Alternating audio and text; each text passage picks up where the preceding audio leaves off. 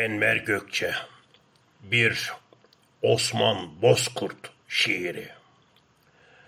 Sana şiir yazılmaz yaza yazında, İpinden kurtulmuş topaç gibi kendi etrafında dönerken dünya.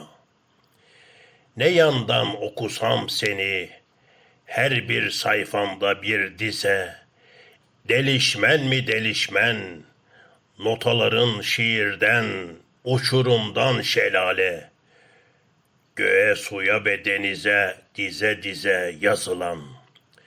Şarkı gibisin zaten, hangi üzüm bağında arasam seni, Erzincan'da, Eğin'de, kucağımızda Temmuz sıcağı ve hüzün, gökyüzü tıkılır dört duvar içine, dört duvar içinde Enver Gökçe, Toy belenin şiirden çınar ağacı, su verin dostlar, su verin solmasın, İhanetin karanlığında unutulmasın.